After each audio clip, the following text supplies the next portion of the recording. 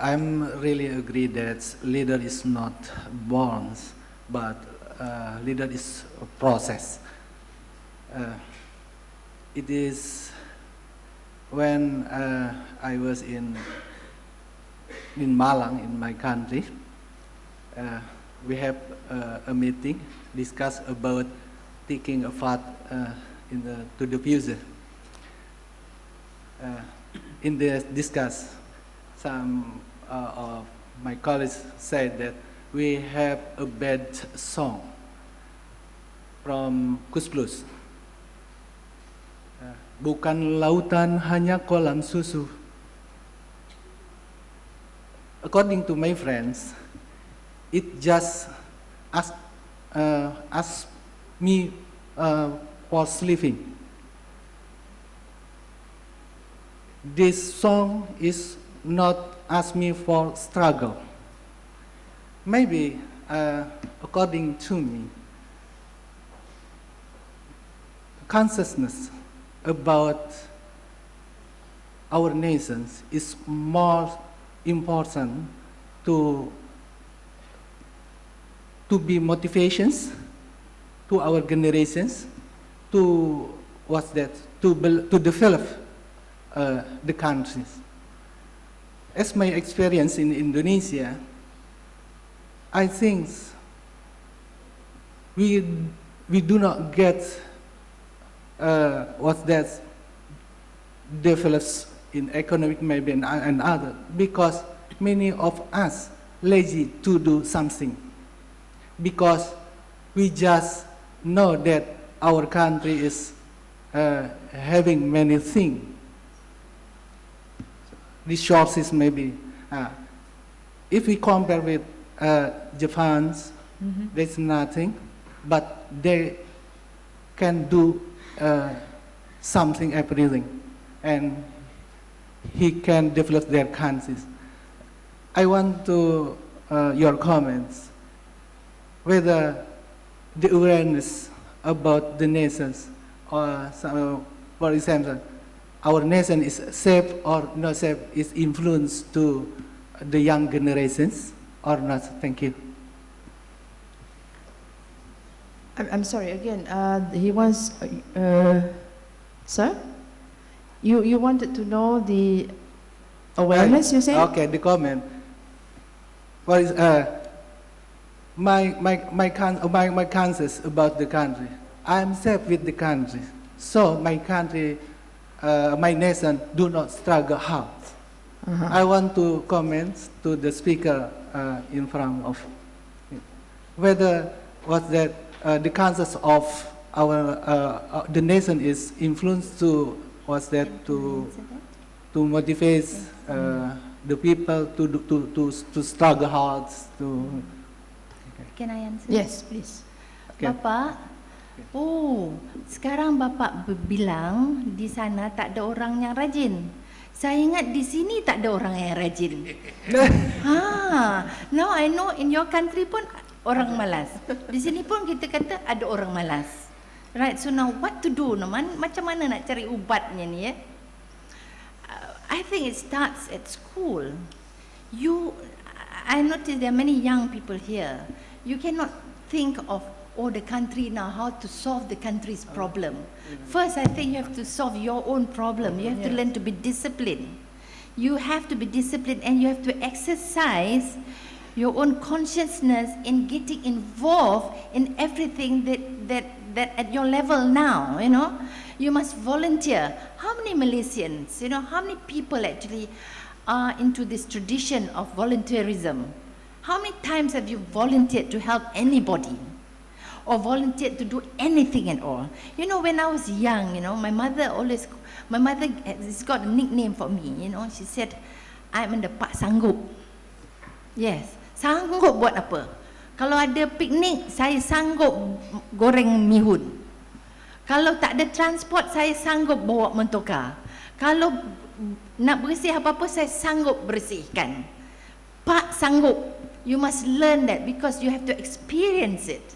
You know, your school, your universities, you know, actually give you this platform for you to be yourself.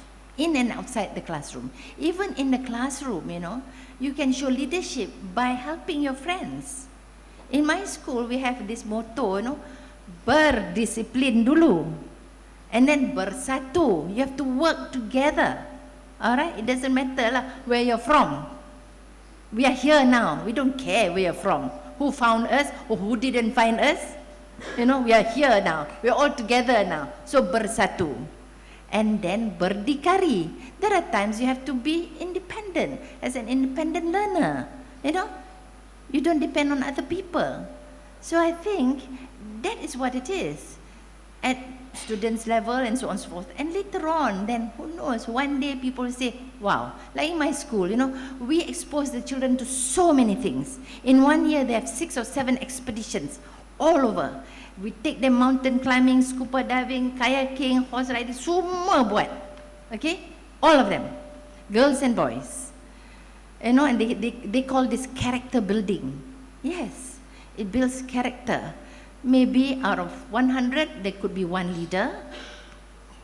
How did that person become the leader? Because all the others make that person a leader. But if you want to be a leader first, you must learn to be a pak sanggup. Yes. You cannot be a leader telling other people to do it, then you're a bully. Correct or not? Yes. So that's what it is. You have to embrace everything that's given to you now. You never wait. That's the problem with us Malaysians. I don't know di tempat Malang lah, tak tahulah. Kita di sini semuanya selalunya tunggu kerajaan. Tunggu kerajaan. Kerajaan bagi. Bila kerajaan tak bagi, marah kerajaan. Betul tak? Besok dah keluar universiti, nak kerja pun tak ada kerja, marah kerajaan. You see? You must learn, you must do what you love to do. Like I found this vocation of mine, teaching kids, young and old, I love it. I love, so I do what I love. But sometimes you don't have the privilege or the opportunity to do what you love. But then you must learn to love what you do. Don't go on a job, say you work in a bank, for instance, and then you think, oh, I think it's better to work as a stockbroker, can make more money than a banker working in a bank. Then you're always looking out. So you never learn to love your job. Your job is like a marriage, Yes. You get married, you fall in love first, right? Like me, I do something that I love. So I fall in love. But the marriage after a while can go shaky, right? So you have to make it burn. You must make it exciting. You must put fire into it. Right? Yes. And there are some marriages that are arranged marriage, right? Ada tak lagi arranged marriage, Tan Sri? Ada kan? So kalau arranged marriage, then you must learn to love your wife or your husband. Satu saja wife. You must learn to love. You must not learn to have one. You must only have one. You must learn to love what you do. So if you are a banker or you work as a stockbroker, make the best of it. How to make the best of it? You must learn your job. You must learn how it works. How it works with other people. How you do it. How can you go up? How other people do the same job in another company. You see? You must learn to love what you do. And then you will love what you do. Alright? Cukup jawab bapaknya. My name is Mujahid. Yeah, I'm from International Islamic University, Malaysia. Okay. Yeah, Tunsiri, he was talking about leadership. It might be like built on the person. He mentioned some example like Obama. His mother was encouraging him to listen for the conversation of the Minister of America at that time. And that caused him to build on himself the characteristic of leadership. Well, and you mentioned that leadership is like a gift, is a natural. No. Is something like people will figure out. It's not something that you will realize it yourself. Yes. And I just would like to share that Malcolm X, the person figured that he has like a characteristic of leadership. But the foundation at that time is Islam Nation, built on him that responsibility and how to speak and how to convince people. Well, I would like to just clarify to me how I connect your opinion and Tansiri opinion. Thank you very much. Yes, I think sometimes, you know, people like, say you are an intelligent person, you read a lot, you think a lot, so you are very aware of your environment, of the needs of your people, and therefore then you become an activist, like Malcolm X. I have a dream, you know, Martin Luther. I have a dream. He's got this vision, you see, because he's aware of the sufferings of his people. Now Obama, for instance, you know, I think he took time off actually. 1 year he did nothing but just read before he went to Columbia, I think. He took time off just to read. And then what really made him understand people is when he became a community organizer.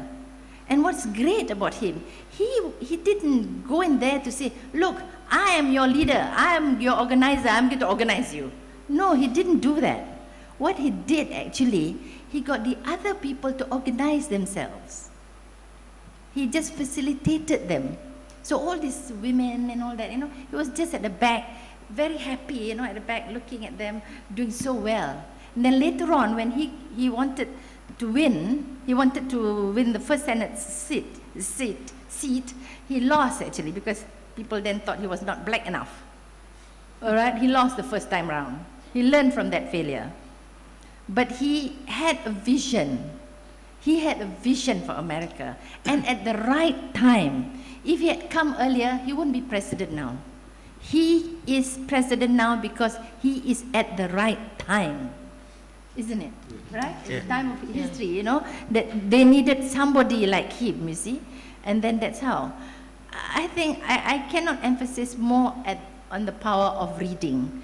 Another person, Anthony Robbins, he's a guru for motivation now, you know. But I don't know how many companies he has started himself, I don't know. But he has made other companies, people to start companies. What did he do? He did the same thing. He stopped being a janitor and read 600 books within, I don't know how many months, I can't remember now. That's what he did. He read and read and read and read, and then in the end, he became a motivation guru. You know, that sort of thing, you see. So I think the power of knowledge, the power of who you are, what you can do, and then later on people can see who you are and make you a leader. But you have to take the responsibility, you have to experience all this. Can I add a little bit? I think when you are a leader, there's a lot of circumstances. It's not only one factor. One of the most important things, for example, the development of Mara Institute of Technology. When I was asked to run the institute, I don't regard myself as a leader, but I was picked by the late Deputy Prime Minister to run the institute. And that institute, a very small one. But then, you must have the vision. So, but before I got my vision, I look at my own background. I had a second opportunity. Then I went to the College of Agriculture. I went to Aberystwyth in Wales. And then I came back, worked in the government, Ministry of Industrial Development, Trade Industry, and RIDAR and so on. And later, I went to the business school in Switzerland, the first public servant who went to the business school in Switzerland. So that's the background when I was asked to run a small college. So, and then at the same time, the environment was there because there's a question of new economic policy, encouraging the indigenous people to go into industry, but they have no proper qualification. So the best thing then, my own experience, hey, why not in agriculture, deviate from the University of Malaya's activity, do a plantation industry management, do hotel and catering school, and then architecture, and then mass communication, and then applied sciences, technology, and so on, which the university is not doing. So this is, I think, one of the things that is important, at least, if you can use the word vision. At least that time I saw the vision. But then when you ask, you cannot do it alone. So you got to help a lot of your faculty and your lecturers. And most important thing is the timing, actually. The timing was good. Maybe if it is now, I don't know, it'll be different. I'm talking about 65 to 75, talking about between 45 and 55 years ago. So the only rivalry, if you can call it, is the University of Malaya, College of Agriculture, where I graduated. I thought they were not doing good enough in terms of management. So the emphasis of the then Mara Institute of Technology to emphasize on management, entrepreneurship, professional and sub-professional. Teaching people to be a professional accountant and sub-professional accountant, if there's such word. So this is the type of vision. And then when you don't have enough lecturers, you must have the vision. You outsource this. Many people think, oh, you just go. No, you outsource.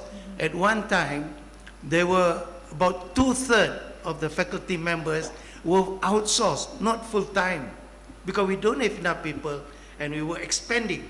And the time was good because the industry was looking to consistent with the new economic policy. They were looking for good Bumiputra, and above all is the importance of English language. So we emphasize the English language. We emphasize the English language. So while the country, the whole nation, was going into the Malay medium, I stuck my head, and that's the high risk you have to pay as a leader. I stuck my head, no. ITM must use the English language because the graduates go into the industry, not into the government sector. And there are many other things we change. And we ask the student, look, don't waste your time on eating rice. So they switch on to sandwiches or bread. And even parents from the north will come and say, hey, what happened to the institute? Are they starving my children? And that was a time also be difficult for the girls to work in the hotel industry. But we had changed all our mind. We put our student about 6 months in the industry, whether in a hotel or plantation. And this is the type of, I think, the vision we need. And we have counseling and guidance. And because some of our courses, we need to be monitored by others, we sit overseas professional examination. We don't set our own papers. Overseas set it. And at the same time, where we need the local diploma, we use external examiners and so on. So this is the time, as the most important thing to emphasize. For a successful leadership, there must be a vision, a timing, and of course some people who have trust in you, who believe that you can do it. Okay? Thank you very much. I would like just to share one idea. I believe strongly the first indication of leadership is starting from the parents, because the parents sometimes they might direct the children. If, for example, he's good in mathematics and he would like to study science, they will tell him to study something related to engineering because you are good in mathematics. Well, I strongly believe that you might have the characteristic of the leadership, but you need someone to support you. I mean, you need someone to support your idea. Thank you very much. Thank you, thank you. So that's the idea actually. In those days, in the early days, we interviewed the students. Those beautiful, attractive girls, good in English and Bahasa Malaysia, we tell them you go to stenography and secretarial science. It's easier for you to get a job. We interviewed them. And those who are just good at mathematics, you go for statistics. And those also people who are interested in food, hotel and catering, you go to the hotel and catering school. So there was really a real serious counseling. But today there is no counseling. Anybody who wants to enter the university, they use the computer, that's all. Okay. You know, Tan Sri, now I understand why you're so great. You know why? Because you did a business course. And then you are an administrator, you know, top administrator in the government. You know what's the problem now? I think many government servants, ministers or government servants actually, they did not do a business course. So they don't know anything about business. Actually, running a government is big business. You know why? Yeah. Because your main job is to allocate the budget, Resources. Yeah. resource allocation. You have to look at the budget. So it's big business. So therefore, you must know where to put the money, right? That's right. So when government servants don't have an idea of business, so that's why sometimes things don't work. Yeah. I can say this about myself because when I started the school, I didn't have any business background. I did it because I did it for my own children, you know, and I did it for my own children, and then suddenly then it became a big business, you know, and I stopped. I did an MBA course, and that made it better for me. Open up more doors, open up the bulb in me, you know, started to think in a different perspective, you know, about the school. It's no more just educating my children, but now I find that a lot of people share the same philosophy of education with me, so it becomes a business, you know. That's right. So I think all the government servant must go for a course macam Tan Sri ni. Maybe Don't you think so? maybe that's one curriculum That's that we why should be it's- considering. Yeah? Yes. That's right. But actually, the Johor Corporation, through their subsidiary, they have Bistari, that's got the business in the various schools in the state of Johor, actually. I happen to be on the board of Bistari. Actually, they have been introducing entrepreneurship, more or less equivalent in school, actually, today, most of the school. And they have also migrated to the university. I think they're also doing it with UITM. Yeah. That's true. With UITM, because even for UITM, just for Tan Sri's information also, everybody here, UITM is also embarking on programs where we actually try to contribute into the SRI of the new economic model, where you try to get more quality workforce. And therefore, the students that come out, we give them entrepreneurship training. It's not just, I mean, you could be an accountant, you could be doing a course that is not business, but with the business input, it makes you a totally different and wholesome person to be handling things out there. So you're not just leading, actually leading you first of all need to lead your life and the profession that you have chosen. Yeah. So when you draw, I would say that when you draw on your background, on your strengths, on your passion, just like Datin has done, she has drawn on her own background and her passion and her love for what she thought was something that she really need to fight for, which is the education of her children. She stumbled upon something that is even bigger. I think the same thing with Tan Sri, when he drew upon his background and what he had in the past and probably what was lacking among his people. I think that's when you actually find that you need to upgrade those areas and try to make them even better. Dr. Mahmud, any questions again from the floor? Yes. Thank you. Assalamualaikum warahmatullahi wabarakatuh. My name is Tri Sulistianingsih dari Muhammadiyah University of Malang, Indonesia. Thank you for your opportunity. I want to know about your opinion. The first is how to increase the role of education leadership, because for me, Siapa namanya tadi? Tri. Ya. Tri boleh bicara dalam bahasa? Enggak apa-apa. Ya, saya ingin bertanya tentang peningkatan peran peningkatan peran pendidikan dengan pendidikan leadership, because for me leadership is a art, leadership is a skill, and leadership is a science. So how to increase the role of education? The first about that, And second question is, how your opinion about the relation influence our leadership to society, or opposite, society make our influence leadership? Because now we know, and the democracy era,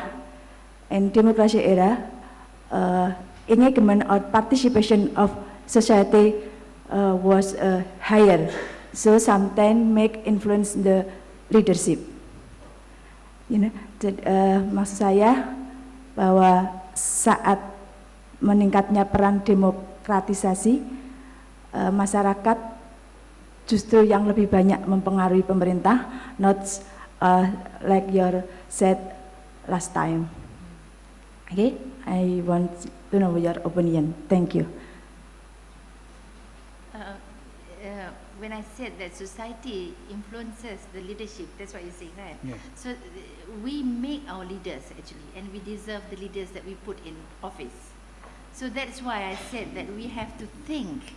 We must think. We must be clever voters, so that we get the right leader that we want in office.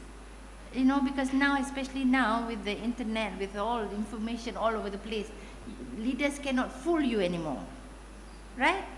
Leaders cannot tell you, oh, this is good when it's not good. You see? Now we tell leaders what we want. The leaders and the followers must work together. Society must work together, you know. I think the society has a very big influence on the type of leadership that we get, because we are not stupid anymore.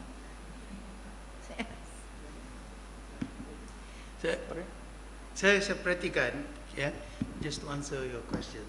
You know, when you talk about leadership, there are a lot of type of leadership.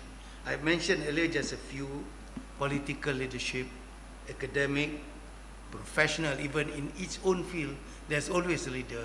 And now we have leadership on NGOs. But I think for political leadership, it's always the question of democracy. But it's very interesting, if you talk the Vice Chancellor as a leader in his or her university, I think this is different. It's not so much you can elect. Actually, the appointment of the Vice Chancellor of the government universities, in IPTAs, is done by the minister. But before the minister appoints the Vice Chancellor, he has got two types of committees. There's a special committee, consists of 5 or 6 people for University of Malaya, University Science Malaysia, University Putra Malaysia, and University Kebangsaan. There's a committee there. But there is another committee for other 16 universities. There are other committees which make their recommendation to the minister. But before that, there is some sort of a shortlisted. So if that is the type of academic leadership, so academic leadership is appointed by the minister. So it's not out of democracy, no. The only democracy, if any, the advisor, the whatever decision made by the selection committee. So that's a different type of leadership. But whereas professional leadership, there's some are by election. But I think for the university at the moment, it's not by election. It's more or less by a selection and then final decision by the minister. So this is perhaps the difference, you know. But it's very interesting if you look at Australia recently. I think the one who took over, Gillard, Miss Gillard took over from Rudd. It's just simply because they feel in the party for the next election, if Rudd continues as a leader, they will lose the next election in a few weeks.